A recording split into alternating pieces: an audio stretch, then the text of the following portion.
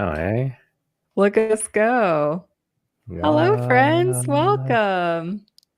Hello, hello, hello. Let's see. All right, we're live everywhere. Happy Wednesday. Happy Wednesday. I'm curious for you, Rob, because you're a Canadian. Today was Yeah. elections or like the announcement of the elections for the US. Are you like totally out of the loop for that, or did you know it was happening? Oh, 100%. We totally knew what was happening. I We feel were like I don't waiting. know about Canadian politics No at one all. knows about Canadian But politics. people know about US politics, even Oh, like, 100%. Because it affects us, right? yeah, Like, I guess that's true. whatever direction it goes for you guys, it is going to affect us. And so I think for me, the most interesting thing has been seeing everyone's reactions Hmm. to the elections and sort of it's just been a very interesting experience to see how everyone is reacting to stuff, but Yeah. yeah, it is what it Yeah. is. I was just curious. I'm like, hey Mary, what's up? I was Hi, like, I need to Mary. ask Rob about that because like I barely keep up to date with US politics, Yeah. like by choice. Yep. Yep. And so I was like, huh, I wonder if he knows anything about it. Cause like I said, I wouldn't know anything. When do you guys have elections? I don't know. I don't know. Yeah. Nobody knows anything No one about knows. Canadian politics. No one knows. It's when they remind me When that I you need to research and vote, got it. and I'll spend the time. Perfect. Well, welcome everybody. I'm excited that we're all here. It feels like Mhm. more of a normal week. I think you're just gonna have to do a carb deficit every Wednesday, Rob, moving forward, just so you can be Yeah. your normal out of itself.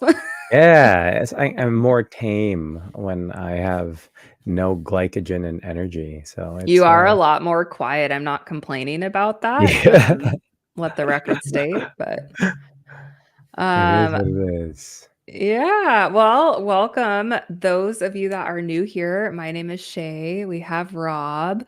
And normally we have Murph, who is our third of the trio, but he's had just a lot of family stuff over the last few weeks, and he's just really needing to prioritize spending time with his family, which we are 100% supportive of.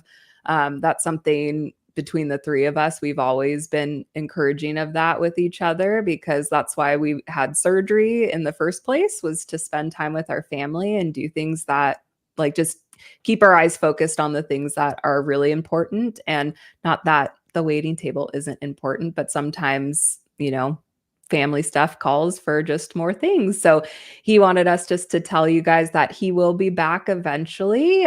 We just don't know exactly when. So we're just trying to love on him and support him and him and his family. And so he might not be on social media as much for a little while as well. So just know that he's okay. Like it's not something to be concerned about in that type of way. He's doing okay. But yeah, just needs to focus on some family stuff. So Yeah, did I miss anything, Rob?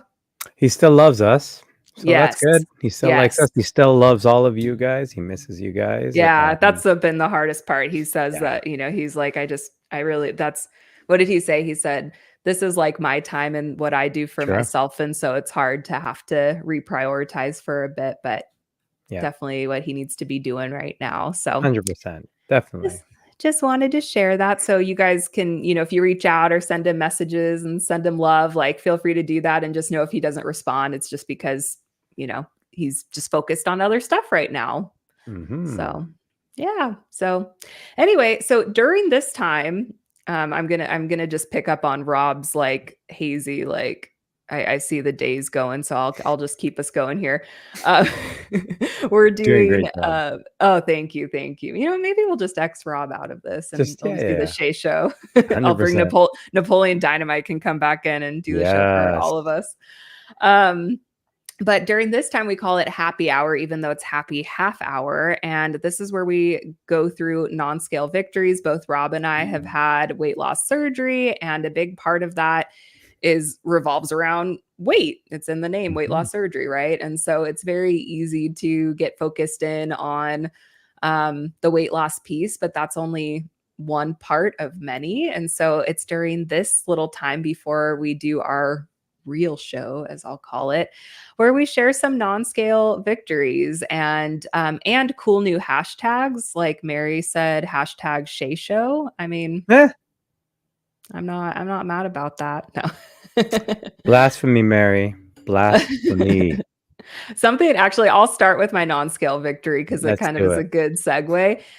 If you guys want to start sharing on TikTok, on Instagram, YouTube, Facebook, all of those, feel free to start sharing your non-scale victories as well.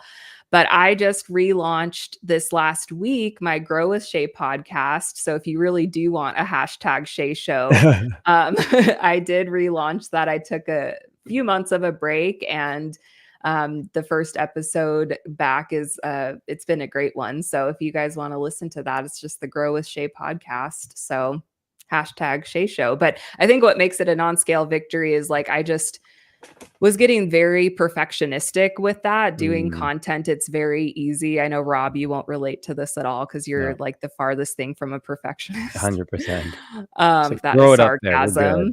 Yeah, that's sarcasm. If you guys don't know Rob. But I just was getting so in my head about things needing to be perfect. And then I have all of these podcast episodes that I've been sitting on with amazing guests who have such great stories. And I was actually talking to Dylan, my husband, about it. And he was like, you know, a lot of the podcasts I listen to, they don't like edit stuff like you do. He's like, you kind I of know. are really granular with it. And I'm like, you're right. Like, I'd rather get people's stories out and you get to just hear me say like a lot than wait on it and not do it. And so it was a good opportunity to practice progress over perfection. Yeah. And yeah, I think that's like sums up a lot of this journey too of not, it's not about being Yeah. perfect. When I try to narrow in and focus on that is when things like go a bit sideways. So that's my non-scale victory for the week. That's good. And honestly, like, I don't know if people know, but it's a lot of time and effort and work to edit podcasts, to do podcasts, to organize all the guests we have, let alone a second one. So it's a ton of work. And yeah, it is easy to really get caught up in it. And I find that with podcasts or with anything that I get too caught up with, when I get overwhelmed, the answer ends up being I shut down. Same thing with Mm-hmm. social media. I will take Yes. long breaks from social media because it's just overwhelming at times.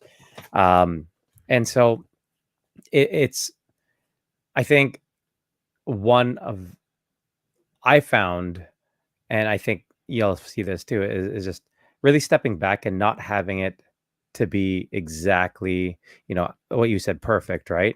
Is a big Mm-hmm. part of keeping your sanity and your patience with doing this whole Mm-hmm. process, because it's a ton of stuff. We Mm-hmm. also have day jobs. We also have, you have a husband and pets, and I have a wife and kids, and it's hard to balance everything. And so Mm-hmm. no, I think it's a good thing to allow yourself to do that, right?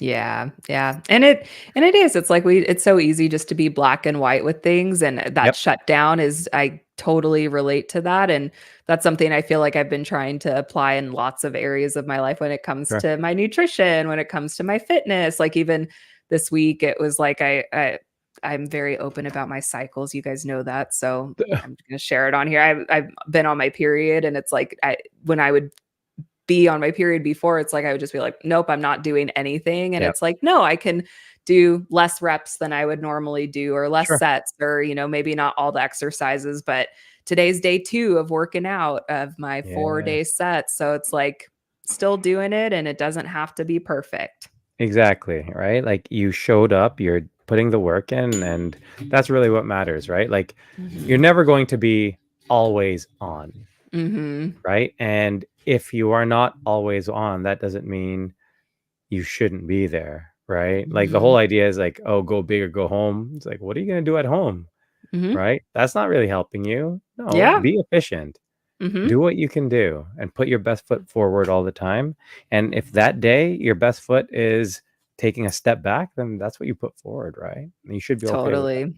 Yeah, and it's fun to see the results of that too, because again, I always thought that like the only way to see results, I'm thinking more like for fitness and stuff, is if you just go hard all the time. But like what I've been doing has felt very sustainable and Sure. manageable, and it has not been perfect. And I'm still seeing results, which is fun. So, Good. yeah. I want to see some other non-scale victories. Don't leave me hanging. I know we have some other ones out there. So, Mhm. Rob, I what's will share. yours? Yeah. Yeah. So for anyone who doesn't know, which I think most of our followers do know, I already printed your, picture that you tagged that I me in posted. today. Yeah, I put it Yeah. above our bed, so Oh God, horrible. I am competing in the World Championships for the Transformation Division at the UFE Bodybuilding Show this weekend on Saturday, which is pretty cool because not only is it just Canadian competitors, we also have people from the States, we have people from France, from the UK, from Australia, I believe, from Spain. So we have people from all over the world competing, and like I said, I'm in the transformation division. I just qualified.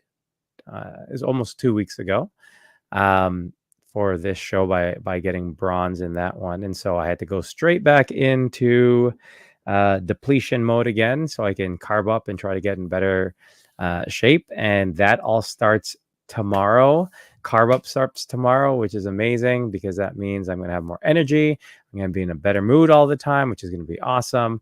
Um, but one of the biggest things for me is obviously doing it again, having the experience to do it again and knowing I can do it, like my confidence in my Mhm, ability to make, like, food always had such a control over us. Well, for mhm, me specifically, being 400 pounds, I've always been controlled by food. And now I think I've really learned how I can control food to get to where I need. And I think mhm. that's so empowering.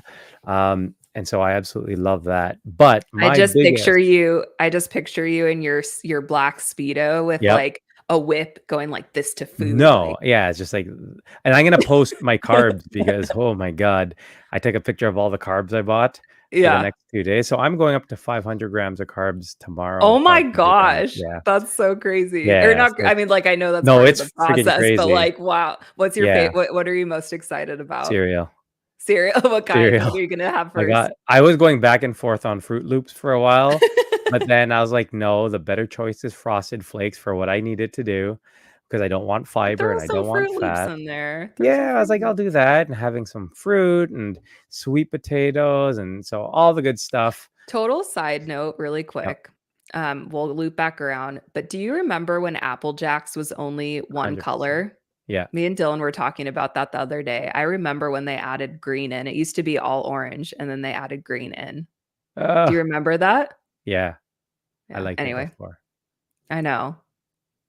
But I think my biggest NSV is, so I know some people in IG are commenting about the black Speedo picture. Read Bob's That comment. is, yeah, yeah, yeah. It haunts me too, Bob. Um, that is my big NSV. So for anyone who hasn't seen it, it was a picture of me in posing trunks. A lot of people had made the suggestion after my last show that I should go with higher shorts to show off my quads a bit more and my hips. Hashtag dem thighs. Right, exactly, and sort of like that V taper of my lower abs. And I was like, "No way, man. Like, I have loose thigh skin." Like, I got skin removal surgery, which is fine on my stomach, but like lower, like inner thigh skin, I'm like, no one will ever see my inner thighs. I'm fine. And now people may potentially see my inner thighs, and so I was like, I don't know if I'm going to do it. I don't know. And then I was just like, you know what? Like, look at everything. I used to be 400 pounds. I lost 235 pounds, and I'm going to let loose skin on my thighs. Considering everything else that I've done and how I look everywhere else, I'm going to let that stop me from really showcasing the best that I could be. I'm like, Mhm. I'm letting this little insecurity stop me from putting my best package. I was like, no, screw that. I was like, no, I'm just gonna do it, and so Yes. I did it. automatically once I did it, I was just like, "Yep, Yeah. I should do what I need to do." It felt right. No, and So it's like, that's not even what I would ever see in a million years. Like, one thing I did notice though, which I didn't look I didn't look this close in you zoomed in. your yeah, no, but you used to have nipple piercings. Do you Yeah, I still have used to. nipple piercings? No, so I wanted to keep them, Uh-huh. but after I had my surgery, Yeah. because when you have your surgery, you have to take out your Yeah, piercings, right? yeah. Mhm. And, I forgot why I was going in for something else that I needed to, go through machines, and so Uh-huh. I was like, "Okay, I'm not putting it in yet." And then when I was trying to put them in, I was like, "I It can't closed up. friggin" yeah, I was like, and I am not going to, I don't wanna go through re-piercing my Mm. nipples, so I was like, "No, I think I'm gonna just leave it," and then, like, I was like, "Okay, I'm gonna get my nose pierced," which I absolutely loved, and then I am a very rough, uh, player with my son, and so every day or so, I would get kicked or elbowed in my Uh, nose, and it uh-huh. would reopen and be bleeding all over the place. Oh, And no. then and then I had to go into, I think it was an MRI again. Oh no, it was another surgery. So I had a plastic retainer in, Mhm. and he hit it, and it broke off inside of my nose. And so my body eventually ended up pushing it out. Oh my And then I was gosh. like, yeah, maybe I wait till he's a couple years older, but then I'm not gonna be cool anymore, right? Like I'm 41. I'm No, like, do I may not it. be cool in 2 years, so we'll see. Yeah, yeah. Yeah. No, I was surprised I hadn't noticed that before, and I don't even remember where I was looking, but I was like, "Did he have nipple piercings? How Yeah. did I not know that? Look at him go." Bob, so here, this is who I am for everyone. You can't see it on TikTok, but my hashtag is dem thighs because I work my quads out a lot and I have some decent definition on them. Now I have a new hashtag dem nips. Dem Thanks, nips. Bob. I'm gonna have dem thighs and dem nips. I think we need to create a campaign of re-pierce the nips. Yeah, JBYs. We'll get Bob, you tattoos. wanna? That's what Jamie said. We'll get tattoos, and then we can get your nips re-pierced. If you at JBY's next year, because I will be there and Shay will be there. If we're gonna go get tattoos, which I'm always down, uh, if you come with me, then yeah, let's get them re-pierced. Rob, Who's gonna we get them pierced with me? not me. I need No mine one. for babies. This is true. I what I was gonna say, hold on, and we do have some NSVs I wanna make sure we read, Nice. but Rob, would you okay, so you're down to get a tattoo, yeah? Yes. How about I pick yours and you pick mine? Would you be Absolutely not. no, you wouldn't It trust me? depends. I Well, don't no, think you because should there's trust as much me. power. There's Like I like don't. equal well, I think we'd have to agree if we were gonna be, like, nice and genuine or if there were no rules. Like, we'd have Oh, to, there I has think, to be establish rules. yeah, so I think Yeah. we'd have to just establish rules, but I think that would Okay. be fun. Okay. Hey, we'll consider it. I might be down because all Okay. my tattoos have a lot of meaning, and most of them This one will create be the like most meaningful most one you meaningful. have. Like a Mhm, lot of them have they're murals, right? They connect to each mhm, other in a certain mhm. area. So we'll see. I might be down. I already have an idea for it. Oh shit. Okay. Mhm, Okay. and Oh, if you Jamie guys will don't get something pierced, just not her perfect. nips. Perfect, that's fair. Ugh. If you guys don't know what we're talking about with JBY's, Just Be You Awards is what we're talking about, and it's an event show for bariatric folk and whoever wants to come. It's gonna be in St. Louis, Missouri, April of 2025, and Rob and I are both going to be presenters at it. So we are definitely going to be there and it's so much fun. So I know Lovely. that categories are like tickets go on sale November 15th and so does nominations start. So Right. we will share more of that as it gets close. But I want to read, or you Whoa, can read it, whoa, Rob. don't you gotta also share the fact that we were nominated for 9 JBY awards last year collectively as a Collectively. crew, Yes. and we Look at did these bad win. boys. We got some over there, we got some over boom, boom. And then us in the background. I see it every day when I work my day job. I'm like, Yep. one of these days, I won't be working my day job. One day I'm just gonna cross these two guys off. Yep. Cross them And off. hashtag Shay Show. Hashtag Shay Show. When is it? It is in April April. 12th through the 15th, I think. Yes, in St. Louis. Jamie, correct me if I feel like Jamie will know. Jamie will know. Yeah, Jamie, tell us in there if you wouldn't mind. I want to read, hold on, Jean's NSV. That is why Go we're for it. here. Yeah. She said, increase my treadmill days to 2.5 miles all at once, started Nice. at 5 minutes. That is incredible. Good for you. Walking is so good. It is 100%. I actually always tell people, start walking. Just start with walking, right? Like Yeah. everyone thinks And that it we need doesn't to go have to to the be a gym. lot or a long time, Yeah. 5 minutes, right? Like, Right. It all adds up, mhm, and it doesn't always have to be at one time too, right? Like you mhm, have a break, a 15-minute break, and you go walk for 5 minutes, all adds up. At the end of the day, all of a sudden, hey, wow, I did 10K steps. What does that mhm. equate to? I just walked 8 kilometers, right? What does Think of that it in that. equate to in miles, though? Oh, son of a bitch. I'm just kidding. You don't have 8 to kilometers, look. 2 miles. I'll You're find out. speaking Canadian again, and it I gets am. I'm speaking confusing. Canadian. Also to Mary in Motion. 5. 5. Okay. Okay. Thank you. Mary said that she's almost 60 and she has her nose pierced. So you can be cool at any age. It looks really good on Mary too. I know. You know how some people like it just fits? Like I didn't know if I would be able to, but I think it's just like when you commit to it and you go for it, Yeah. it Yeah. works. I absolutely loved it, but we'll see. Maybe when I stop. I don't know if when I'm gonna stop like wrestling with my kid though. Like every morning I wake him up by wrestling him every single morning. And like all I have scars on my face. Yeah. Here, like big ones. I'm like, oh, they'll go away. That's Nope, why like they a don't go away. tattoo is safer. We'll stick with the Yeah. tattoo for sure. Oh yeah, for sure. Like I'm planning Mhm. on I was thinking about in December taking a break from training and Mhm. getting more added, like complete my sleeve, go Mhm. over to my pec, and then add more to my back one. So we'll see. And then Dylan's face on my other shoulder He already is planning on getting your picture that you posted in with your the speedo. mhm. Yeah, Nice. we wanna get it framed over our bed because it's not framed right now, and then Yep. we'll get it tattooed also. Ooh, good call. I like Mhm. that. Mhm. Let's see. Okay, Jamie, April 11th through the 13th. I was close. That was good. She says she Yeah. thinks. Yes, 11th through the 13th.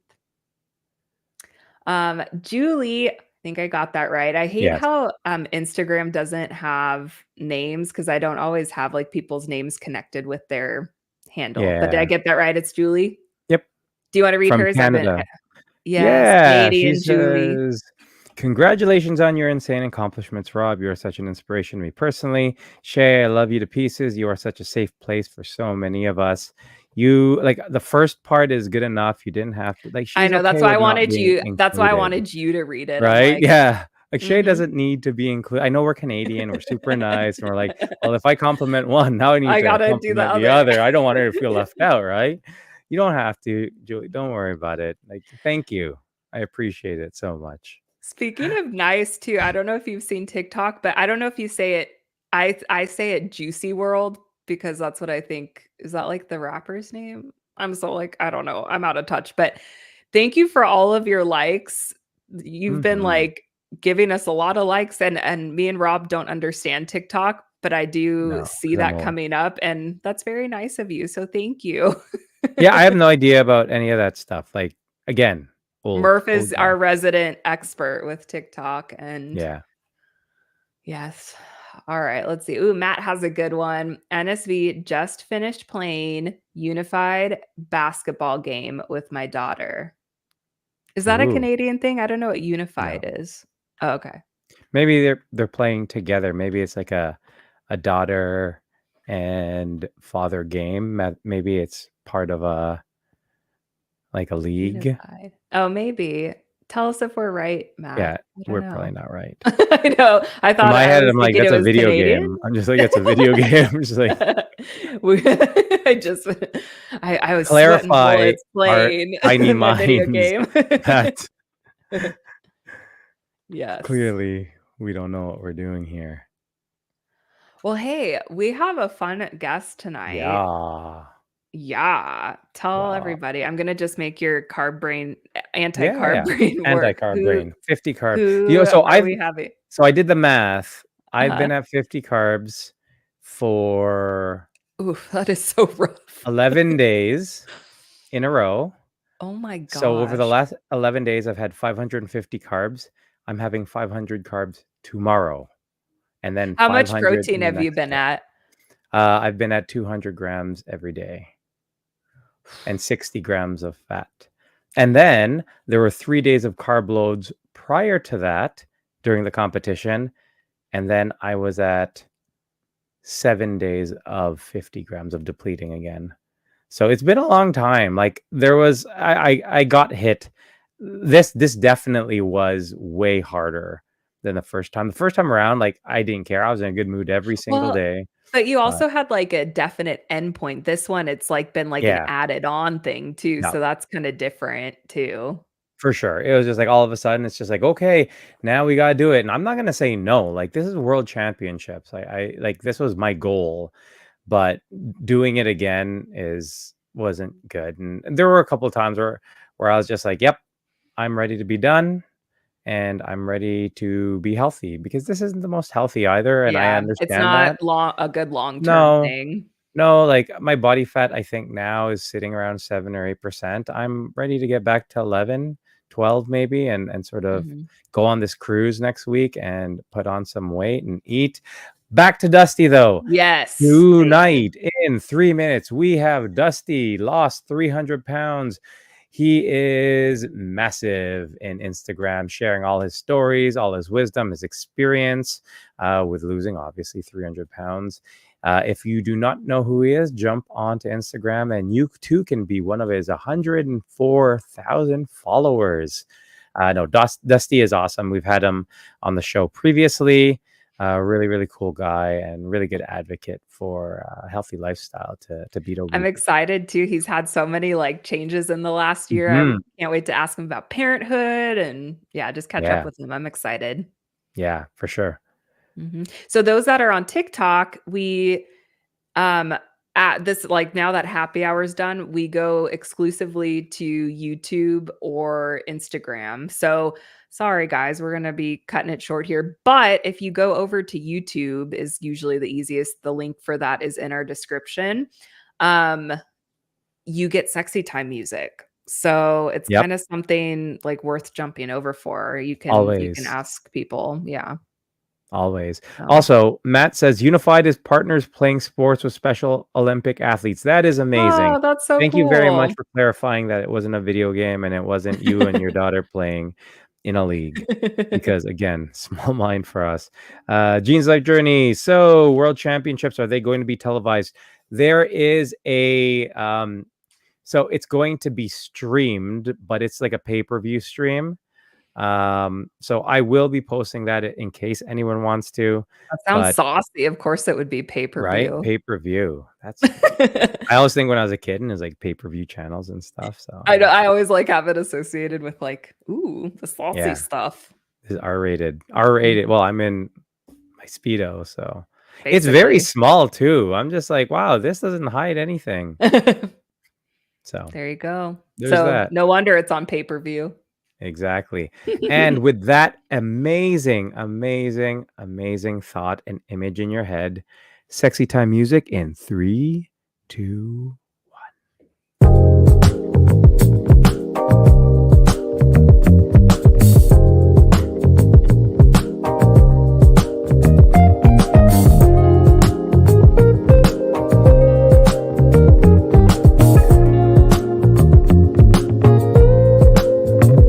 In this moment, yes. I cannot say what's wrong or right. No. It's not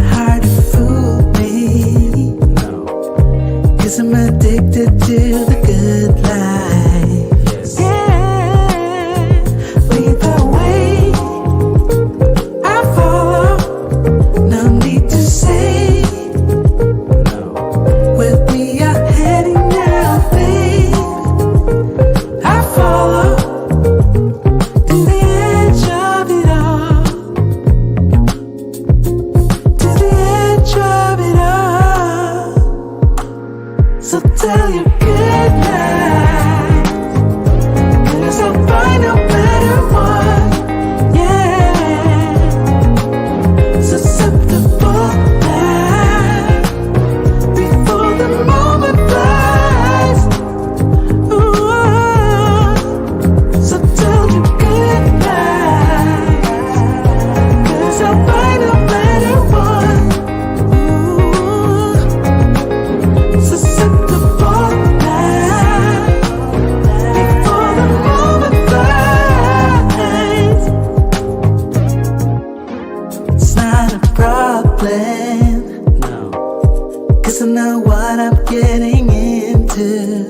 Yes. Yeah, and nothing can stop me. No, 'cause I'm addicted to what you and I realize. Lead the way, I follow. No need to say where we are heading now, babe. I follow to the edge of it all.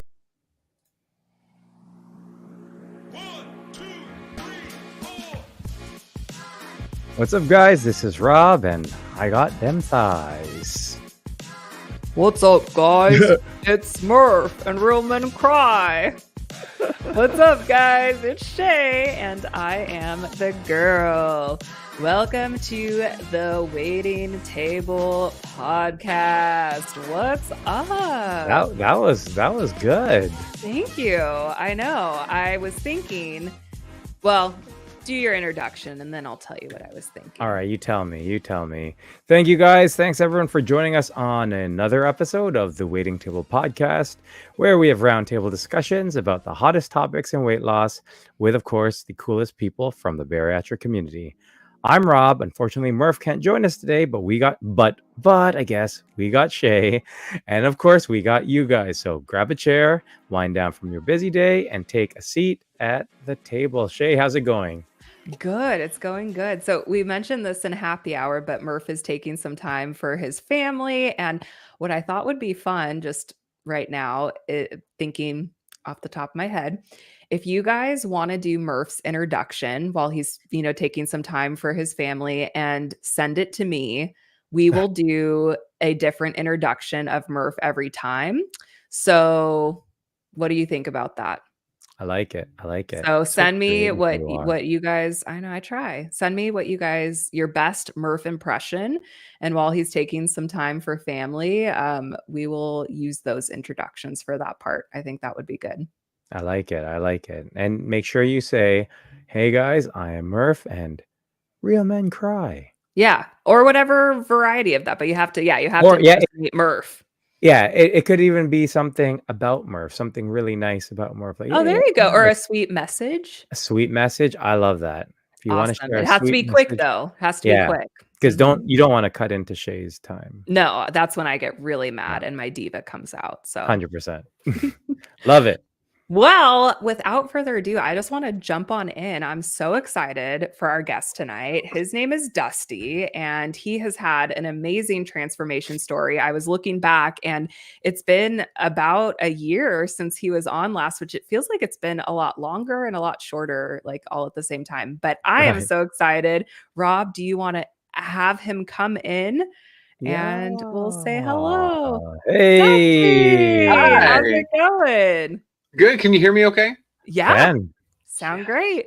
Awesome. It's always the worry that nothing works. Yep. And it's like, Mhm. can you? So it works. So Welcome Yeah. to the waiting table. That's the name of the game on the waiting table. Yeah, we Technology usually have doesn't work. tech problems every week, so you wouldn't be well, thank alone you with for that. having me back on. I haven't been on a podcast in quite a while. And I think Murph joined one of my lives recently. It's like, I think it would be awesome to go back on and Yes. reconnect and say hi. And I've been watching both of your separate journeys and Rob, yours has stuck out recently just because of your show and how lean you're getting for the show and stuff like that. So I look forward to probably inquiring about that if I get to the final surgery and it's done, getting to that point. So it's been Oh my gosh, that would be so fun. Oh man, I will, if you ever get to that point where you want to compete, you tell me and I will compete alongside with you because it would be an absolute honor for that'd me be to fun. be up I'm there. And thinking I next feel the way. year, maybe Okay. summer, fall next year. I'm hoping for the second skin surgery by Sure. the beginning of next year. And so I think the fall of next year is kind of the, all right, what's That's next? fun. And I Okay, think that may be awesome. it. I That'd love be that. I'll remember that. Now, you did mention a couple things, but I want to go all the way back to the beginning in case there's someone in our community who does not know who you are, which I don't know who that would be. However, I do want to catch up on some of the newer things that have happened over the past year because there's a lot of exciting things that have happened.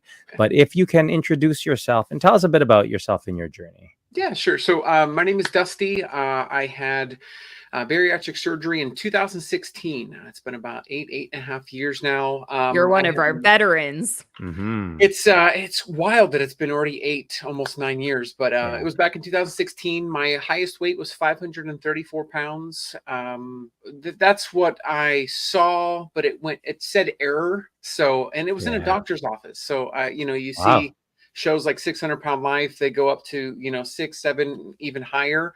Well, mine said 534, and I remember it said error, and she just wrote down 534. So to me, I started my journey at 534 pounds. I had the gastric bypass. I chose the gastric bypass because it was a lack of better words. I was on kind of my last days. Doctor said I wouldn't be surprised if you weren't here in 6 months. He was just very blunt, very honest. He, I guess, had somebody in his office that had just recently passed. He had just the same conversation with that person. And so it kind of woke me up like, I can't breathe while I sleep. I can't walk more than 100 feet. So the start of my journey was really just kind of waking up to the fact that I'm not living. And so when I had the bypass in 2016, I made a commitment to my wife that day that, honey, if this happens and I go through with it, because I tried to pull out of the procedure, the hour before it was going to happen. But I told my wife, I said, if I'm going to do this, I'm going to do this. And so over the course of 2.5 to 3 years, I lost 300 pounds. And I've just been on the journey since that point to maintain and keep it off, but really discover and reconnect what I believe was lost when I was a child, as far as coping mechanisms, mental health, why I used food to cope, and kind of get to the uncomfortable situations and expose them just so that I could find the light out of that dark tunnel. And I think just kind of wrap it up, out of that has come this social media sharing of, I found a flashlight in a dark tunnel. And if I could just show you the way a little bit of what I discovered, for me, it just makes it validates the journey that I've been on and the experiences that I get to have with people, families or spouses reaching out and saying, hey, this has really helped. It's just kind of validated why I'm on social media. So here I am 8.5 years in, still trying to either give you a mental health tip, a weight loss motivational video, or make you laugh with some sort of meme. And just continuing to do what I can in any way that I can to try to help inspire.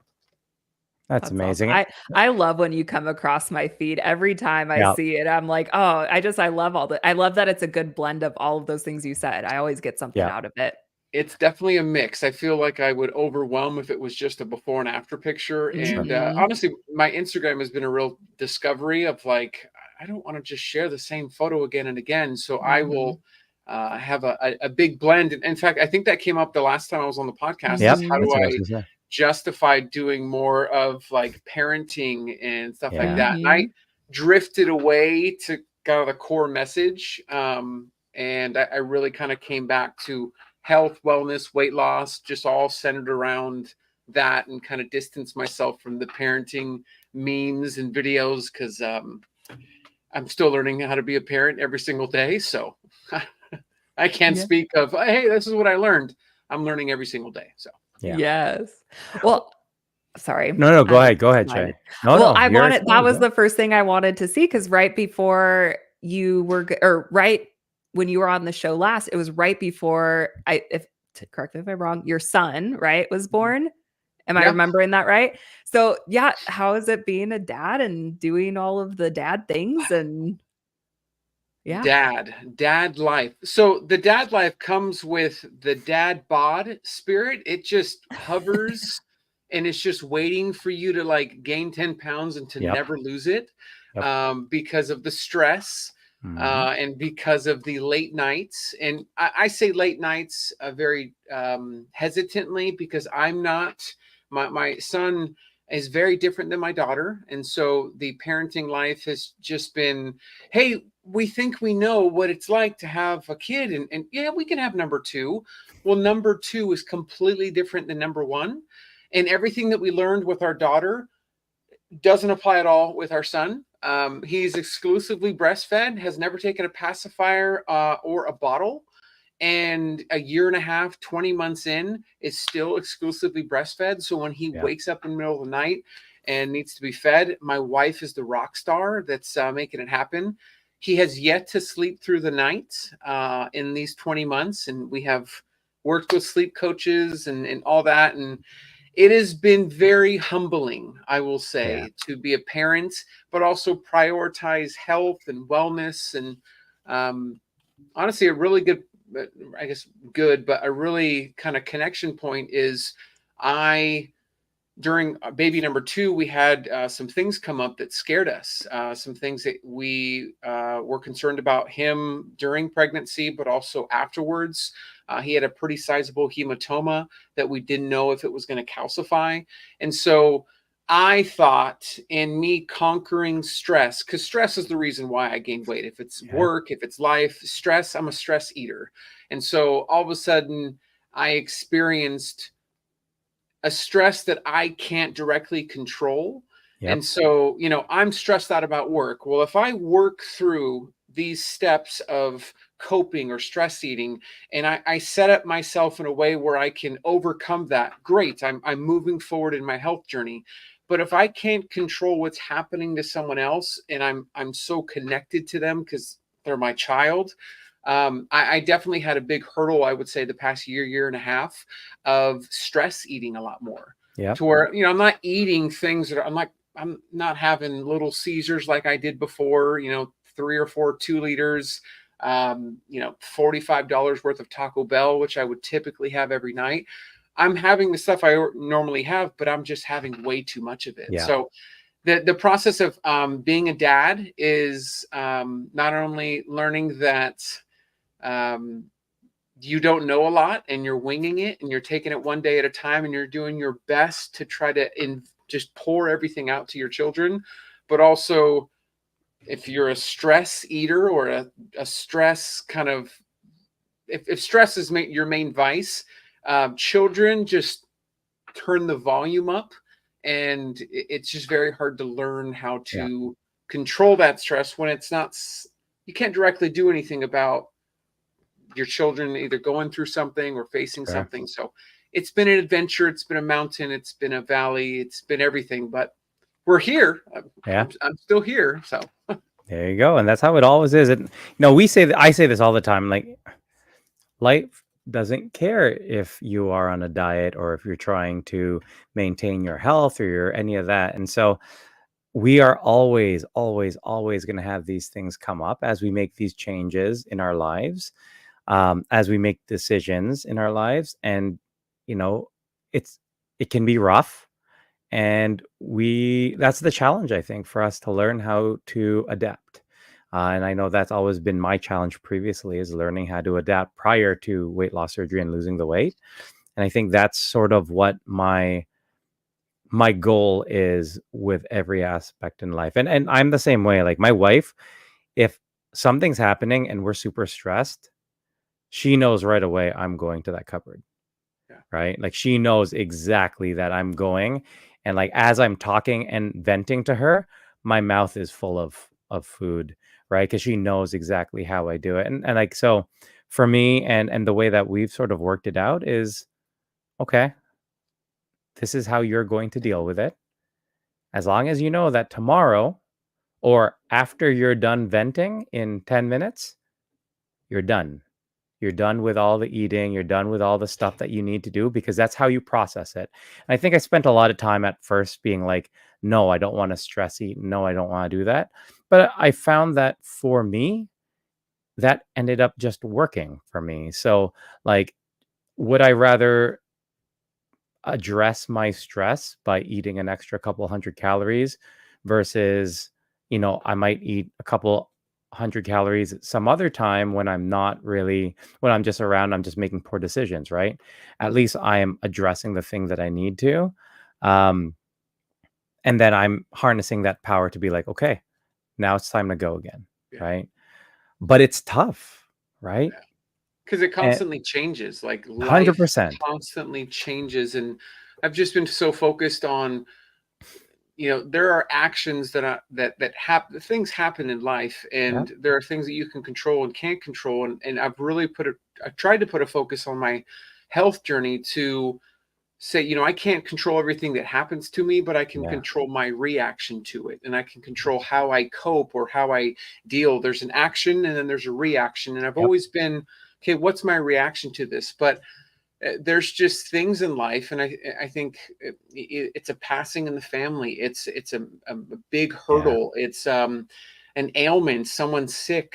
Something comes up that, well, I've never dealt with this before, and so I have a pathway on how to overcome stress or this stress, but I've never dealt with this before, and Sure. so I've really tried to, as I experience new stress, I've really tried to take a step back and really adopt the motto one day at a time, Yep. and really just focus on what I can do today.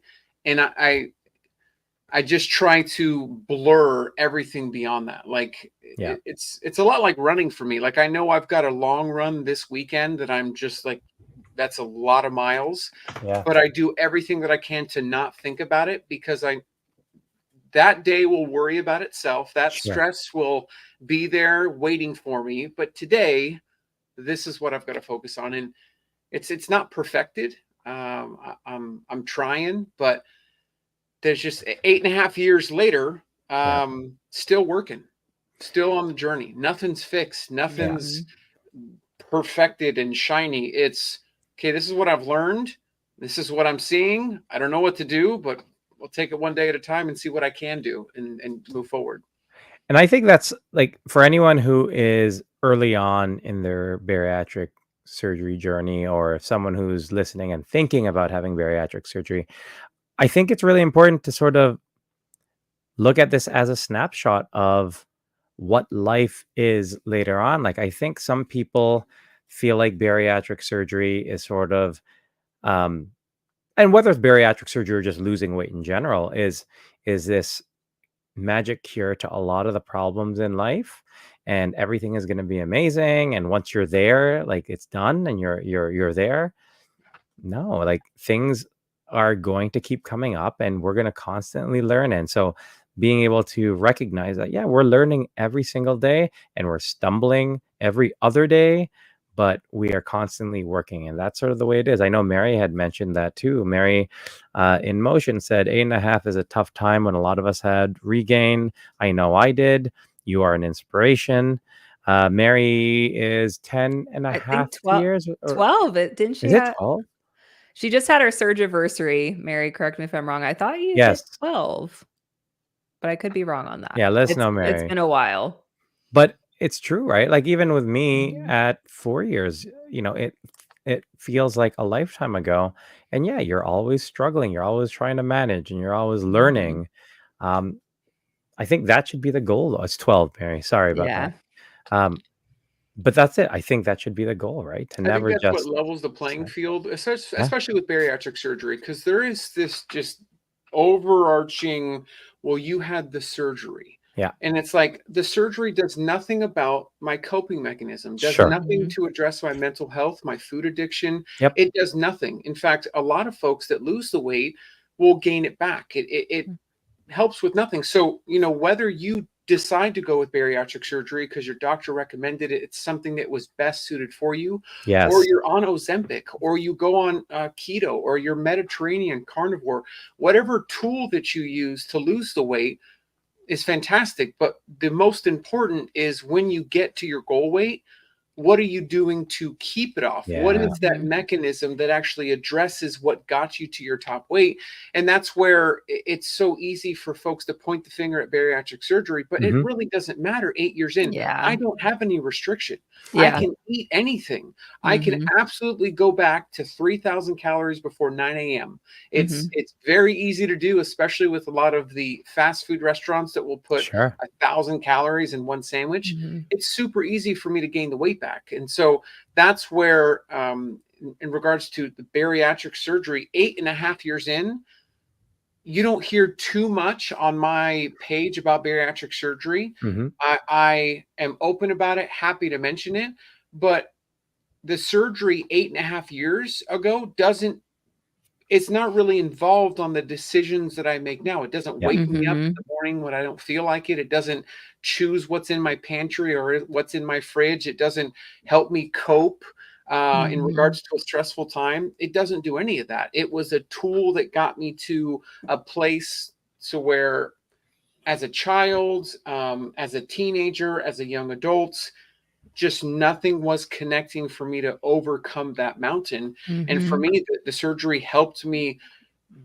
get over that hurdle, but also put me in a position where I had to address my Yeah. mental health. Yeah. I had to address my coping mechanisms because if I didn't, I'd be right back where I was and probably worse. I mean, I think about the folks that maybe have surgery, do gain the weight back. Just imagine what that person's experienced mentally. Like, I've had the Yeah. surgery, Yeah. now I've got to go through. I'm right back where I started. Like, that deep depth of just feels like you're drowning is Mhm. just, that's something that so many experience, but you can't. How do you put that into words? Experiencing that kind of that hurt or that pain, and so. No matter what year you are in, 4, 8, 12, 20, the journey always continues. Sure. Yeah. There's always something that's going to come up. I think the only thing that really separates us from a lot of others is just being intentional with, Mhm. like, I've got one life. Like, this is it. I've got to be here for my kids, my family. I got to do something. And I think that's what just helps today is, I know what it's like not to be able to play with. I didn't have my kids at the time, but at 500 pounds, my nephew, I'm laying on the ground and I'm flying my arm around, just hoping that he's entertained, that this arm that's flying around is some sort of entertainment. Yep. My kids aren't going to accept that. Like, No. they want to throw a ball across the house and go back and forth for 40 minutes. There's no way I could have done that before. And so Yeah. it's an ever-changing journey, I would say. For sure. Yeah. What? Oh, No, go ahead. Oh, I was just going to say one of the things that I equate it to is I always say that bariatric surgery for me was like the catalyst of like what just started things. And the other thing that it's done is it enhanced what was already there. And I think that's something that caught me off guard, or I was surprised, because you hear a lot about, divorce rates or just like relationships, either or friendships, everything just kind of changing after. And it really just enhances what's already there. And so, like, for people that I was already close with prior to surgery, it just enhanced those relationships. Not saying that there weren't hard parts to that, there still were, but then other more like toxic dynamics, it just kind of brought those to light in a different way too. And so I think it can feel scary, like, oh man, everything's going to change and I don't know why. But for me, just having that language around it of like, it just enhances what's already there, which means that certain things that are toxic and not super healthy will come to light and it'll be even more apparent. And then certain things that are really supportive and helpful, that will just become more apparent. And then, so even when you were talking to about just things changing all the time, that grief of that is so intense, right? It's like not just the grief of who you were or relationships that you lose along the way, but it's also just the grief of things constantly changing. It's like, okay, I have a good rhythm, and then, oh, now I move to, solid food now. Man, I have to change everything again. Or I become a parent or whatever it is. There's so much grief that's wrapped into that. And yeah, I just I thought love that that you was brought that up, important that to the grief, mention.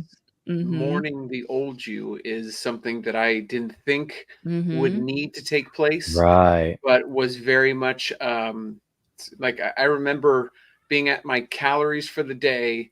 I was right in the middle of the journey, and I remember actually running to the other room, emotional, like that I Mhm. couldn't eat anymore. And I'm like, Yeah.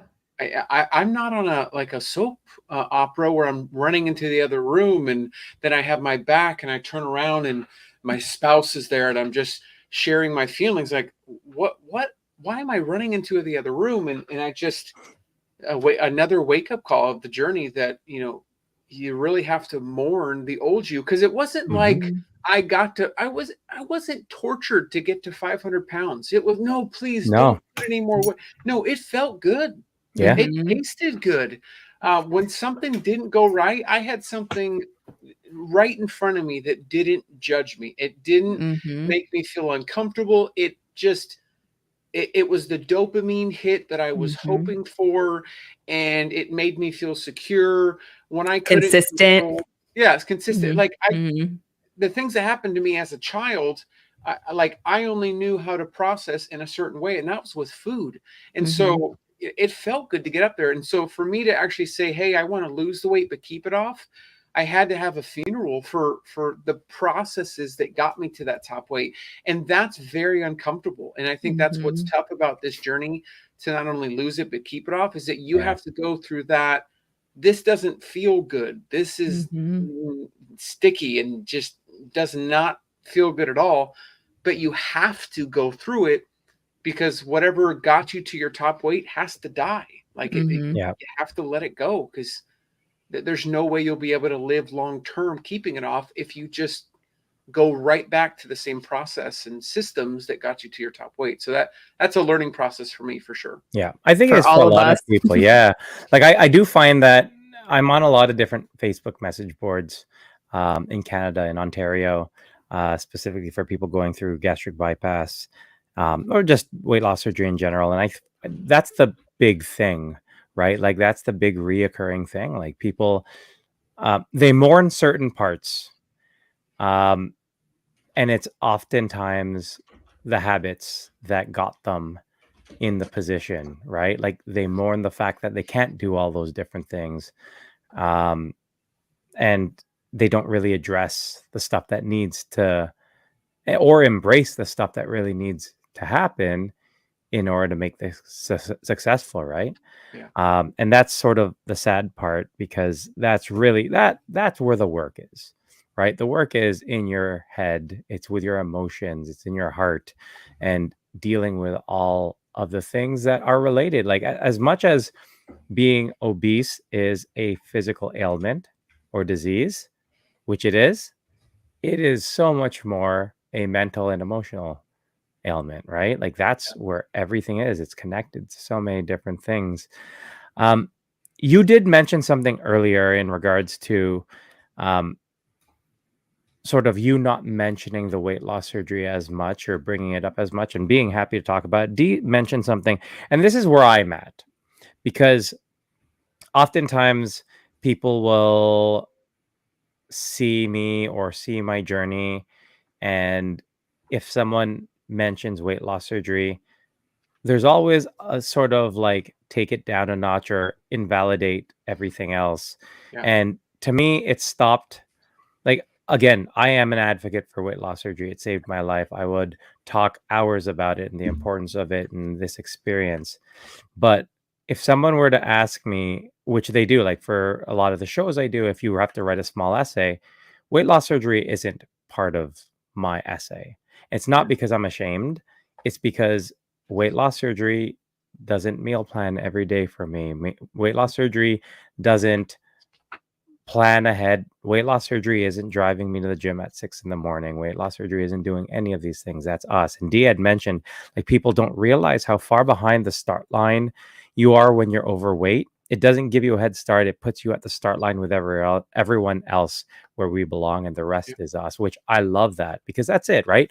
Like, I've had friends who talk to me about, oh, medications are bad, and, pharma is bad, or this is bad, or whatever is bad. I'm just like, in general, trust me, if I could live my life without taking the 15 medications that I'm taking, I would love to, right? Like, if we were at the same starting point, my goal wouldn't be like, oh shoot, I wish I could take 15 medications.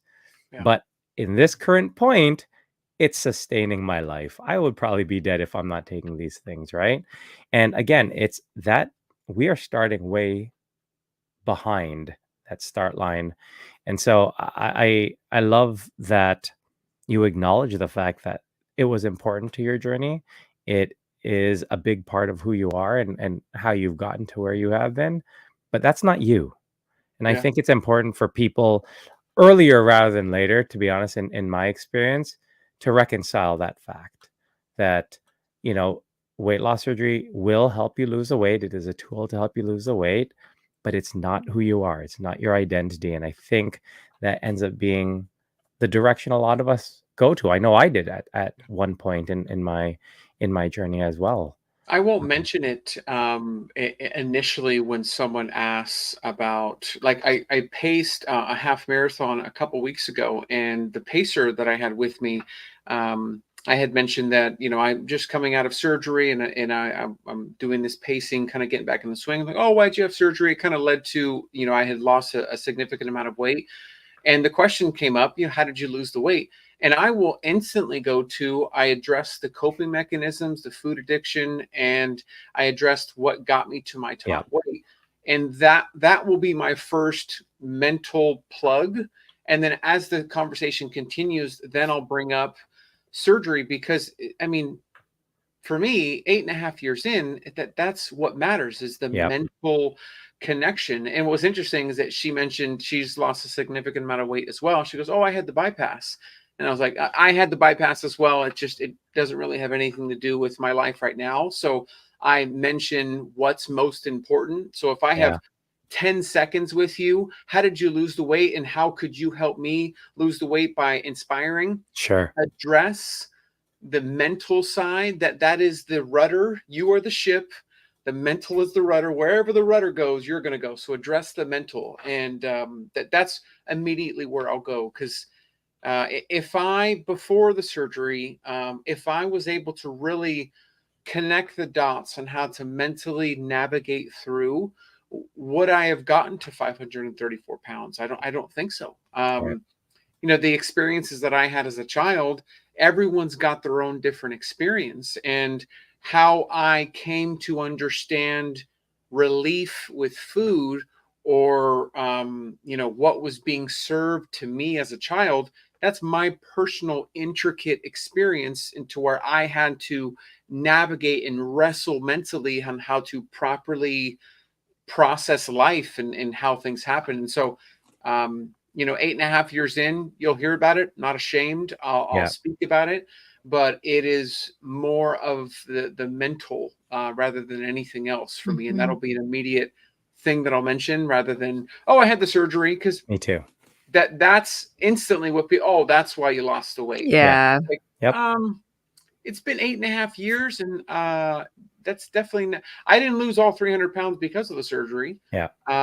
Because after a certain portion of time, it stops. And then at some point, whatever tool, that tool turns off. Like, I could go through a whole bucket of mangoes. I love mangoes. I can go through a whole bucket of mangoes, have 1,500 calories in about 15 minutes. That surgery, there's no stopping me now. And so that's where it's an immediate point to the mental. One of the things that you've mentioned a couple times, which I'm a huge fan of, is just past childhood stuff and how that contributes to, how we cope as adults. And I've done a lot of training in adverse childhood experiences, and learning that information for the first time, it was like, mind is blown. Can you share a little bit more, not necessarily about your experience, but just how that plays a role? Because I think not everybody realizes how much of an impact that can have on what we do as adults today. So I was born 11 pounds, almost 12 pounds. I was born a big baby. Extra special happy Mother's Day to my mom on Mother's Day for giving birth to an 11-pound baby. But I've been big essentially my entire life. And I remember ever since an early age, it wasn't me going after these high caloric foods. I didn't have any food education. I just ate what was in front of me. And so when Mhm. my parents made spaghetti and meatballs and it was a huge plate, I just ate it and went Mhm. after it. I drank soda, I had chips, and I just ate. And so Mhm. essentially, it felt good. I knew it felt good. But then when I went through I think it was 7 years old, my parents divorced. Mhm. And I'm spending one night at my mom's, one night at my dad's, and I'm doing that every single day for since I'm 7 until, I'm 18, 19 years old. So it's not a week with mom, week with dad. And so I'm constantly changing. Mhm. And my parents, and I've shared this and I'm okay with having it out, but my parents were very much work to get the work to get me on their side. And so I Mhm. became the peacekeeper. And Mm. so essentially, in the midst of me keeping my parents satisfied that they're my favorite parent, I found a way to feel good, and that was with food. Mhm. And Yeah. whether it was new relationships that my parents had, the abuse that came out of a relationship that my mom had, through all these traumatic experiences, there's no playbook on how to deal with it. And so, Especially when you're a child. Yep. especially when you're a child, there's no Yeah. like we can go through something as an adult and know that, hey, therapy could be the next step for me to kind of rework some things. There's no such thing as what I should do next in the 80s and 90s. I'm sure there was Yes, yeah. therapy. For a child, it was, cope how Yeah. you can. And so for Mhm. me, through abuse, Survive. through divorce, through these childhood experiences, I just went to what felt good, and I built a pathway mentally that said, if I don't like how I feel, if I don't like my current situation, I'm just going to go eat. And I'll always remember, I think it was 12, 13 years old. It was a neighborhood girl that came over, and I had a plate in front of me. It was spaghetti, and she's like, "Why are you eating so much?" And I remember as a kid going, like, "I was served this. Like, they Yeah. Mhm. gave me a plate. And I'm just eating." And so it's like I don't have as much control as a child, and so Mhm. I do what I can to survive. And so Mhm. for me, the childhood traumatic experiences really made me feel like a victim in the sense of these things were happening to me and I Mhm. couldn't do anything about it. And I think honestly, that's where the birth of that find a way mindset for me, that aggressive mindset, Mhm. is I can't control what happens to me, but I can control how I react. And things can go wrong in this life and things can take advantage, but I'm going to be aggressive about being the best version of myself. And it's this competitive just grit that just wants me to push the needle of challenging myself and overcoming anything that may be some sort of vice. Like Mhm. I feel like I'm constantly looking for vices that are hindering me from being the best version of myself, and I'm trying to be aggressive in going after those. And I think that was birthed out of the childhood traumatic experiences where I learned, like, whoa, like I had to go through a childhood being morbidly obese and getting made fun of, and Yep. Mhm. being alienated, and standing on the scale. I don't know why they weighed kids at fifth grade, but for some reason they weighed everyone in fifth grade in front of the whole class Oh my and handed Oh, gosh. them a wow. scale, and one kid shouts out, "You're the fattest kid in school." And Mhm. it was absolutely true. It wasn't like I couldn't deny it. And so all these little moments, and it's like, man, I hated missing the basketball team because the middle school basketball coach said you're too big to play for the basketball team. Even though I Mhm. set the school record on 3-pointers, I'm too big to make the basketball team. So it's Mhm. all these shortcomings that I experienced as a child that really molded me into now I can't miss anything that I could potentially do now because I've already missed enough as a child. I've Mhm. already missed out on what I could have been when I was young and when I was a kid. Yeah. And just to add more validity to that, like when you have those traumatic childhood experiences, it literally restructures our brain. Mhm. And that's why it's so hard and it takes so much effort to make new pathways of doing new things. And it's unlearning a lot of old things and relearning a lot of new things. And so it's tough. So just like kudos to you and everybody who's Yeah. on that journey. It's really hard to work through those things. And I think the big part about it is the fact that you are, like as you mentioned, you are aggressively seeking those things out. Like you are Mhm. addressing them, you're going at them, right? And so I think that is very commendable because, at the end of the day, we want to improve different things in our life.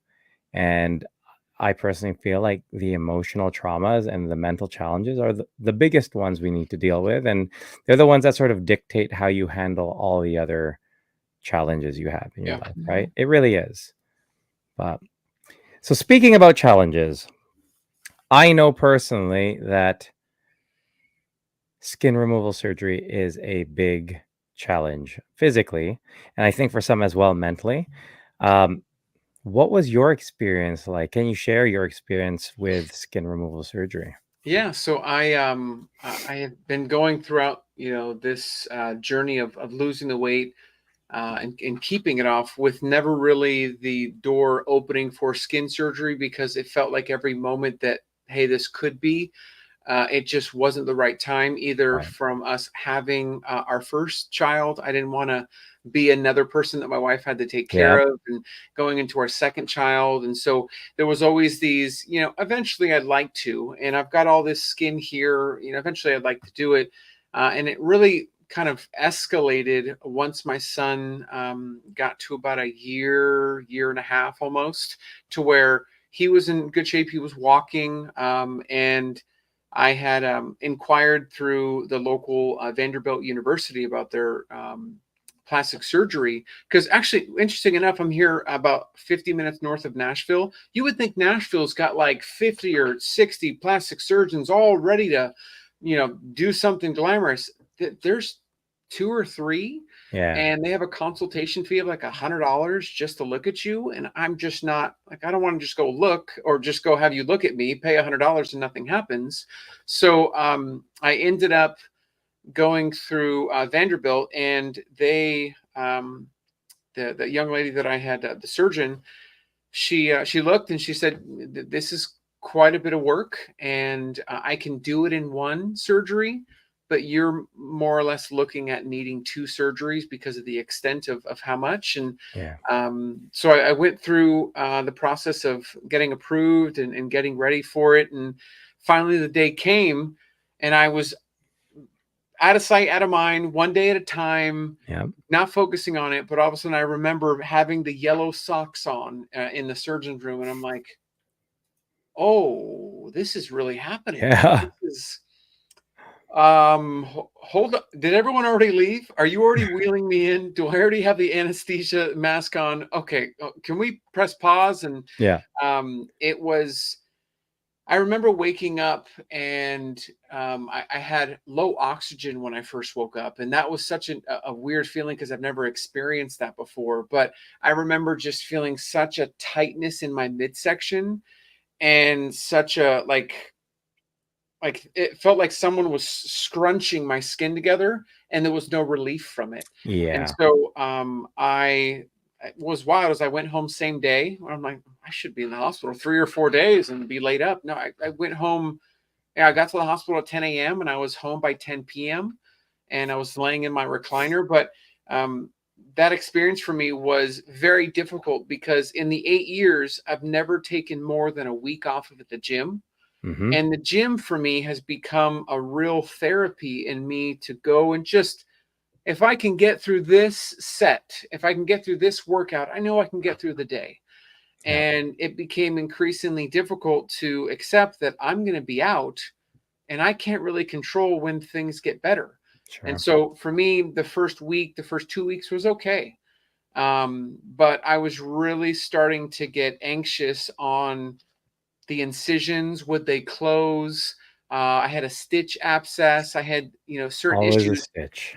and my surgeon actually had to put me on anti-anxiety meds because I was shaking whenever she wanted to look at something. So when she was checking my drainage plug, I'm like, do you have to touch that? Like that hurts a little bit. And she's like, are you okay? Like Yeah.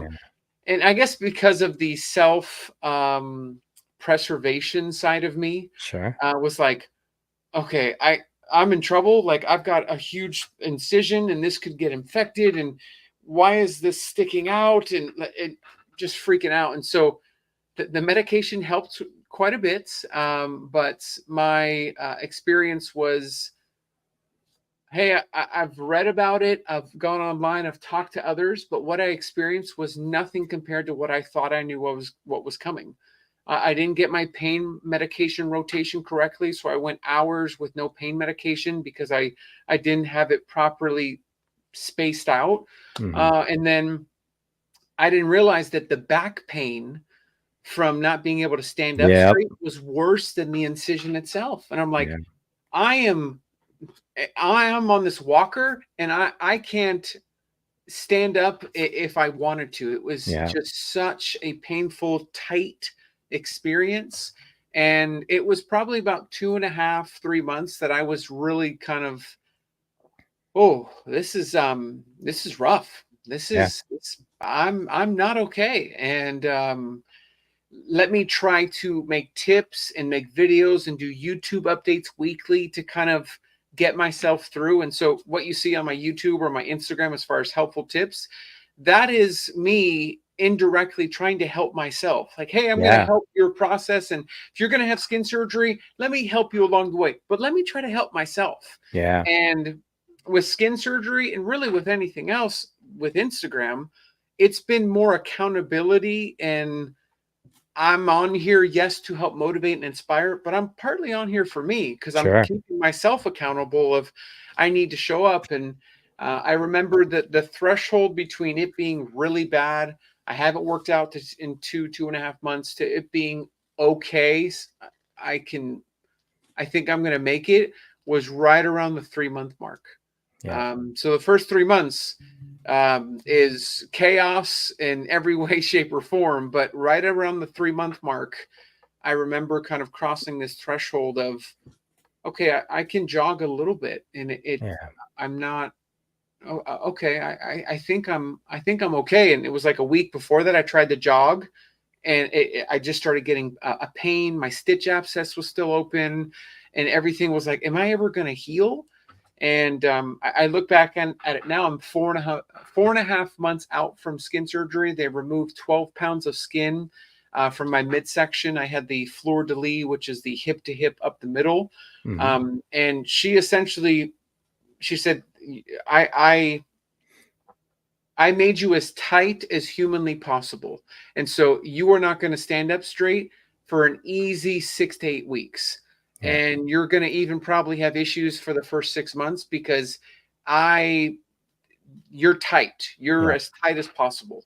And so that kind of process of not only going through the surgery, but also experiencing almost this no wiggle room to stand up straight, Yeah.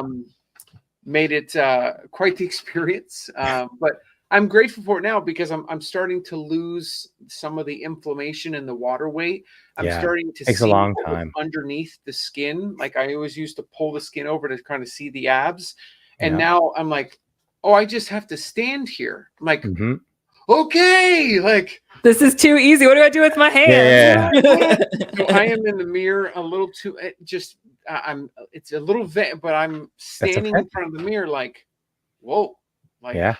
and I'm turning different angles and I'm trying to Yeah. get the lighting right. But this is something that's always been hidden. And the shape or the form or the aesthetics of my body has always been off. And so I have a good mental space about it now, 4.5 months in. I initially did regret the surgery. I was like, what did I do? Why? But I think now I'm in a space where I am absolutely happy. I would go through it again. I would do it again because being able to lift my shorts to my actual hips without the stomach Yeah. line. Like the stomach always was right there. Yep. And that was always as far as shorts, anything would go. And now it's like, Yeah. oh, like it's just straight down. Yeah. Yeah. It's a complete weird experience. And so skin surgery for my stomach is done. I'm hoping soon to get my chest surgery. I'm not reattaching my nipples. Maybe it's that side of me that is self-preservation where I over worry or get too much anxiety about it. But I'm worried that there's going to be an infection. So I'm like, just cut it and I'll 3D tattoo a nipple there. Yeah. Yeah. Just do that. Is that? And I asked her, I was like, is that easier? She goes, oh yeah, that's way easier. I can just cut it there. And yeah, I won't have to graft the nipple. I'm really good at it. But if I don't have to do that, it's way easier for you. Yeah. I'm like, I'm good. I'm good. good. I don't want to chafe when I'm running anymore. I don't Yep. want to have the Andy Bernard from The Office issue with, bloody nipples from running. Yep. I'm going to be Bloody free 11. and clear. And so skin surgery number 1 was a trip and a half. And skin surgery number 2, I think it's going to be easier. And I'm hoping to have it soon. Awesome. I have a really good friend here in Oregon who does 3D areola tattooing. So I mean, it would be a I'm trip. going to Oregon to come- then. There No, you go. she's incredible. She works with a lot of breast cancer survivors, and her nipples are like incredible. I'll send you her information after, but Please, it's like I would absolutely it's travel across so the country cool. for it. That Yeah, would be. you could stay at my house. You and your wife Yep. and kids. You guys are welcome anytime. I've been through Oregon once, or I've driven through Oregon once, and Nice. it was gorgeous when I went. So having to go back, bringing the kids, that's She did all of my eyebrow tattoos and lip tattoos. So if your wife wants some cosmetic tattoos along There the you way go. too, I mean you too. I mean it's open for anybody, but yeah, you it's know, all folks, send you you're the going info. to Turkey for hair transplants. I'm going to Oregon for There some you go. nipples and eyebrows. And Yeah. vacation. There you go. Exactly. A win is a win. Yeah. That's right. I like that. I've considered getting my nipple just completely removed and just doing the tattoos because I'm a keloid scar, right? And so Yeah. at first it was fine, but then over time I would keloid scar really thick and wide, so it would widen everything. And just like you were saying, right? Like if I were to get it redone, it's like, all right, now I can't do anything for X amount of time. And I'm always trying to time things together, and I'm just like, there's no good time. And so I've sort of dealt with it. I'm like, okay, whatever, I'll be it. And Dr. Shivers, who is my plastic surgeon, I know when he was on last, he was like, I keep telling you, just come in. And I keep talking to him. He's like, come It's in. like any I'll just do a Thursday. little snip snip snip. I'm just like, oh no, we need to like address it once and for all and make a decision on what we want to do. But it honestly, skin removal surgery is a trip. It is a challenge, both physically. It's one of the most physically challenging things I've ever had to go through. Even now, a year, I'm on 2 years now, something like that, post-op, like there are times where it will still be hard to stand up straight because of the tension along my incisions. Yep. So I'm constantly massaging my incisions. I am actively stretching, and they're like, "Oh, you're stretching for your back and for your abs." I'm like, "No, it's for my incisions, literally, right? Like I'm doing downward dog for my incisions, Yeah. just to keep them I was stretched." doing that Like, this it's morning. exactly That little pinching, and so I'm like, 100%, and you have to, but like it is. I 100% agree with you in terms of, was it worth it? Hell yeah. Right. Like I thought it was worth it. Especially if you put a lot of work into, you know, exercising and being healthy and working out. If you're a runner, if you do athletics and the skin is in the way, it's always something I think that I always encourage people to look into, right? Like if it doesn't make a difference in regards to your lifestyle or the way you look at yourself, then yeah, 100%. You don't need to if you don't want to. But I know for me specifically, it was big. And I totally, I have a ghost stomach still. Like there will be times where I will still feel like, wow, I'm sweating under my gut. And I'd be like, I have no gut. But like I can still remember sweating and having my leather belt right underneath and having the imprint of my belt on my gut hanging over my buckle, right? Like I remember it because every single day when I'd work, that would be my experience, and I Mhm. still feel that in my head. It's like a phantom gut. 100%. Mhm. Right. It's messed up, but that's what we experience every day. Yeah, it's Mhm. I think the skin surgery is something that I thought I knew what I was getting myself into, and I just was completely, and I've Yeah. had a couple folks message me just based on what I've shared, that like, thank you for sharing because I'm never going to go through that. Yep. Mhm. And then I've had a couple like, hey, thanks for the tips. I am going through with it and I know how to prepare for it or what to Sure. expect. Mhm. But it's just it's not something that is widely happening so much that you have such a reference point. There are Mhm. some that have it, but say just hip to hip, or Yeah. Mhm. say if they have the fleur de lis, the way it closes for them is completely different. And so Mhm. getting general advice and general tips has been very useful. Mhm. But I feel like my experience, I share it, but it's personal to me and what I'm Mhm. experiencing. I know a lot of folks have had experienced a stitch abscess, kind of that Yep. Mhm. that connection point, that T. And when you're looking down at, like, I'm not doing anything. I'm literally just laying here in this recliner trying to recover. And the stitch abscess is just not closing and Mhm. nothing's Mhm. changing. And my Google Photos is loaded with Same every with 3 mine. hours taking a picture. Is something different? Is something changed? Yeah. And it's just like so many have said that all of a sudden overnight something just connects and then it starts healing. And then all of a sudden a pin size hole opens up and it's like, Yep. is that the incision? It was ingrown hair. Yep. And it's Mhm. like, if they pull the skin down, they're also pulling the skin up. So Up. if you have Mhm. hair at that Mhm. Mhm. top end and it's being pulled up and it's being cut, you're probably going to have an issue with ingrown hair or it not Mhm. being able to freely do what it needs to. So that's what I experienced. I'm like, do I have a hole in my incision? And no, it was just an ingrown hair Mhm. that was all of a sudden creating, blood blisters. And I'm like, can I just be done? Like, Yeah. Yeah. can I just heal? Like, Uh-huh. I've been through enough. But Yeah.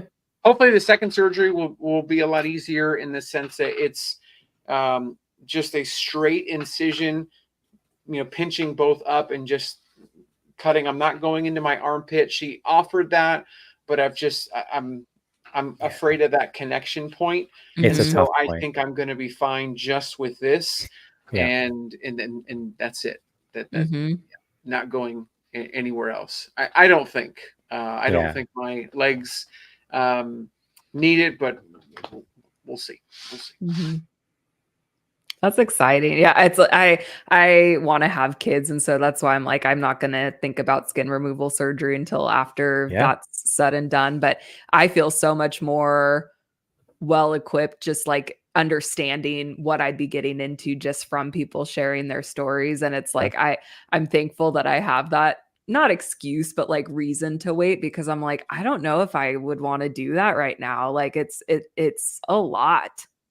Yeah, It's right intense. after you have kids, the mommy makeover they call it. It's, Yep, exactly. That's why I'm like, I'll just wait and do it then, and that'll be I want a good. mommy makeover.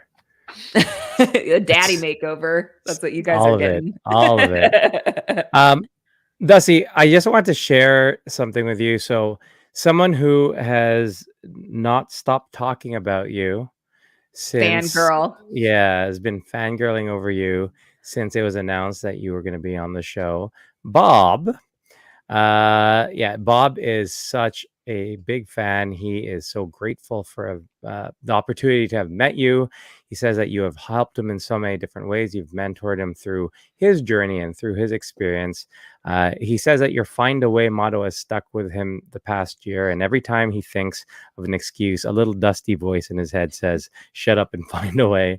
yeah. But Bob has Bob been a is big one of part.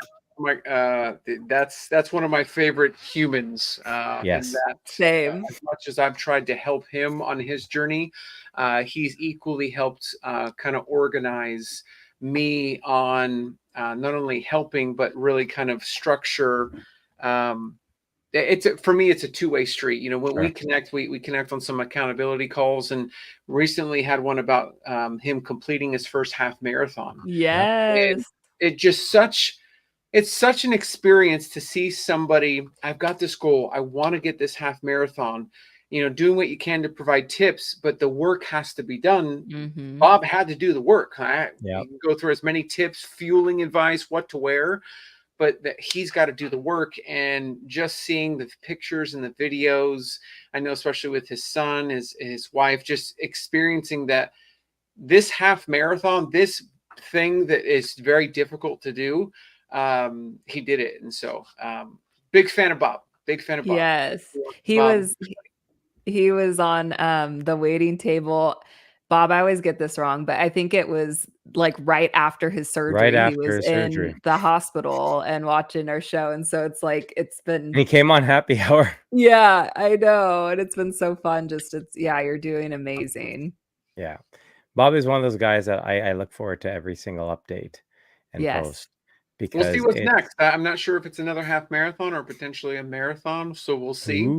If he does do a Ooh. marathon, I'd be happy to pace his marathon and get him to the goal. But we'll see what's next coming from Bob. That I'm would be excited. so awesome. And like same thing with me, like in regards to the whole bodybuilding thing, like we have so many people in our community who are active and have considered it. And for me, if I could help any of those people, if I could compete with them, like that would be for me as someone who has put a lot into this community and wants to see people succeed. Like that would be the greatest honor for me, right? Like I Mhm. know so my first bodybuilding competition was this past June, and I've been really promoting it to a lot of people. We had them on our show to talk about it and sort of the experience, and a lot of our viewers are actually going to be taking part in that show in June, which is So amazing. freaking cool. It is so awesome, and I've already connected with a lot of them who've reached out to me about doing diet plans, doing training plans, and I wasn't originally going to take part, but I absolutely wanted to be there. I just Yeah. wanted to see them up there succeeding and, doing something that they potentially never thought they would ever do, right? Yeah. Like it is so and you said it, like as much as it's me helping someone, it does so much for me Yeah. to see that as well. So, That's what Bob, pacing runs for me. I yeah, didn't realize how much I would be passionate about pacing, but I love being right there next to someone that is like, there's no way that this is possible. And being able to be that voice of motivation to say, you're sure. absolutely can. And I'll be there every step of the way and we'll get through it. And so there's been a couple of experiences in pacing to where someone's like, thank you for talking me through it. Thank you for being a voice along the run. And it's just it's a two-way street. As much as Yeah, you're helping, you're getting it almost feels like you're getting fulfilled with it. And so that's I really enjoy pacing, is it just really helps kind of folks get to where they need to go. for sure.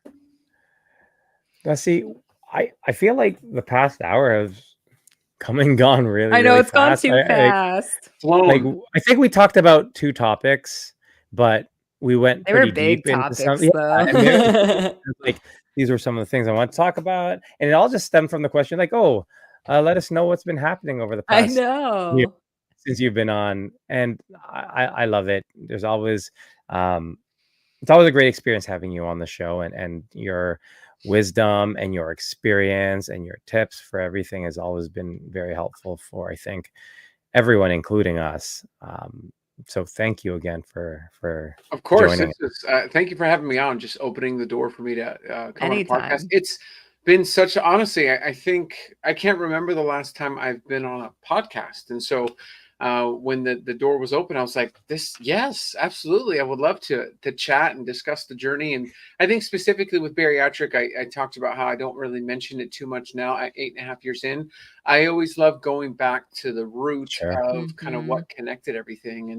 And there are folks that will watch this that they're a year out, or they're even right before surgery. They're trying to Yeah. get tips and tricks, and that goes back to the core of wanting to help. That it's confusing, it's chaotic. That there's I'm worried that I'm having surgery and I'm risking, and just being able to be some sort of voice of, hey, it's gonna be all right. Like We've got a Mhm. community here that has Yes. plenty of experience that will help you along the way. And that's what's really cool about this podcast is that it connects folks that are unaware, worried, concerned. It kind of gives them that safe place to say, I'm going to be okay because others Mhm. have gone through what I'm about to go through, which is pretty cool.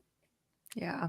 Awesome. Well, hey, Dusty, where can people find you? I know you're active on Instagram and you have your handle there, but I know, correct me if I'm wrong, I believe you do coaching too. Like, are you open to having more clients? Like, just how can people get Yeah. in touch with you?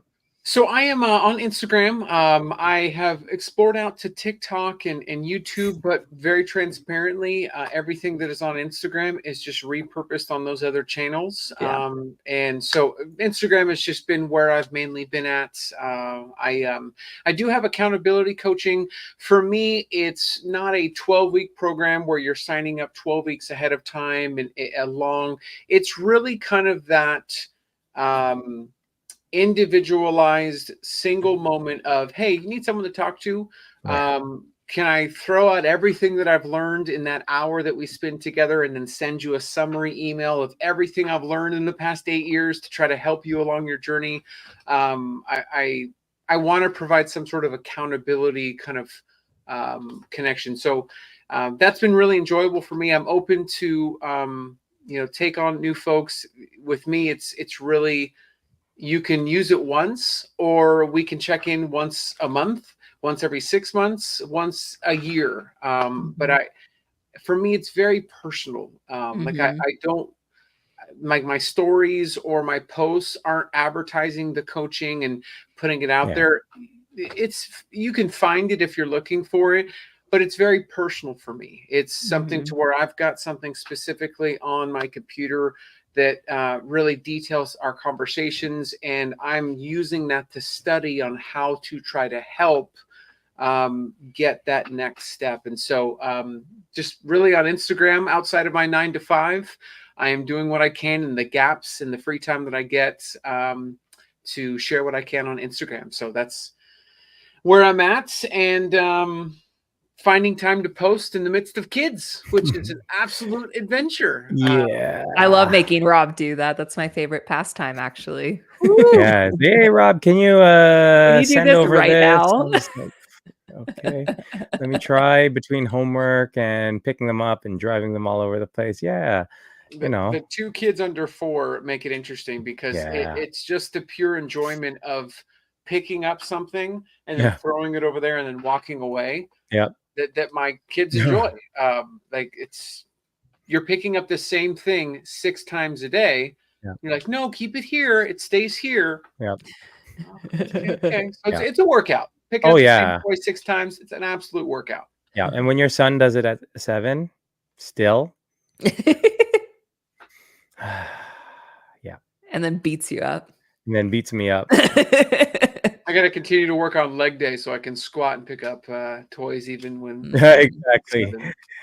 Exactly. We already have people asking how to get a hold of you as an accountability partner. We have people requesting for Dusty Part 3. So if you are open to it, we will make it happen, and we will make sure they You reach out. name it. This was awesome. So, Awesome.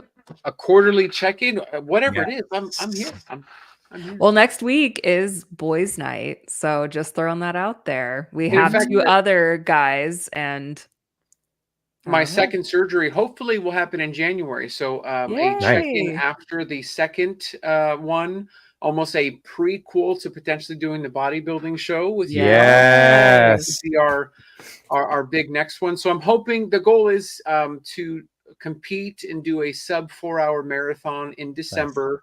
And Wow. then after that, kind of satisfy that side of the itch inside of me that needs to do something because I got derailed during my skin surgery. I was like, I'm Yep. not doing anything. So I now have this itch that before the second surgery, I've got to do something big. And the Mhm. marathon is it for now. But January, I'm hoping the second surgery. And so after the second surgery, I should be done, and I should have plenty to talk about after that. Oh, We should do it like right after, like a live. I'm just kidding. Don't do that. Honestly, like I will be on leave. Oh, That's not perfect. FMLA or Yeah, like paid leave from Yeah, work. I was on Mhm. paid leave for 2 or 3 months, and so I'm literally I watched Survivor episode 1, Nice. season 1 to the very last, like, that's all I did during my recovery. So if I can step on a podcast in the Yeah. Yes. midst of Okay. recovery, I'm absolutely in. Come All get right, your we're gonna make it areolas happen. done with my friend. There you go. I'll do it Do from an the Instagram hospital. I'll live. do it mid-surgery. There you There go. you go. Anesthesia. Hi, everybody. How you Yeah. guys doing? Everyone good? Okay. Perfect. Love it. Be perfect. Awesome. Let's make it happen.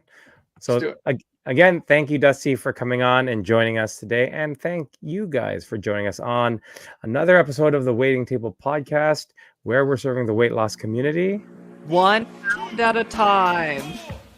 Did it work? Oh, At a it cut us- time. it's the music. It's the music. Mm, That's why. one day you'll Always get it. cuts I me know off it's tough. One day, I know. Send us recordings of that too, guys, so I don't have Yeah. to do that part. Ooh, if you want to be the one kind of time person, Yes. that would be good. All right, guys, have a good night.